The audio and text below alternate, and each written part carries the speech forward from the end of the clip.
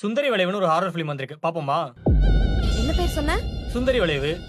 சுந்தரியா? ஆமா. சுந்தரி யாருன்னு தெரியுமா? யாரு? ம், நீயும் நானும் நம்ம ஆச்சி ஊருக்கு திருவிழாக்கு போகும்போது அங்க அழகா தாவணி கட்டிட்டு ஒரு பொண்ணு வந்து நின்னா. ஆ, நீ என்கிட்ட ஓடி வந்து சௌந்தர்யா சௌந்தர்யா எனக்கு அந்த பொண்ணு ரொம்ப பிடிச்சிருக்கு, என் மனசுல இருக்கிற கவிதை எல்லாத்தையும் எழுதி இந்த லெட்டர்ல வச்சிருக்கேன், இதை கொண்டு போய் அவகிட்ட கொடுத்துருன்னு சொன்னேன். ம். அதுக்கப்புறமும் ஒண்ணு சொன்னேன், அவ ஒத்தச்சடை ரொம்ப நல்லா இருக்கு, இடுப்புக்கு கீழே கொஞ்சம் போட்டானா இன்னும் நல்லா இருக்கும்னு சொல்லி என்னையே சொல்ல வச்ச.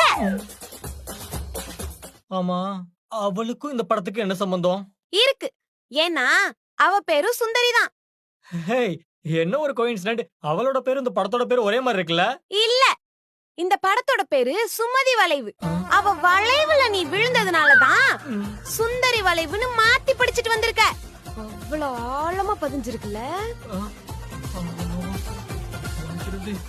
ஆ, அது நான் பேரை சரியா கவனிக்காம விட்டுருப்பேன்ப்பா. ஆ, அவ வளைவ நீ சரியா கவனிச்சனாலதான் நீ பேரை கூட தப்பா கவனிச்சிருக்க.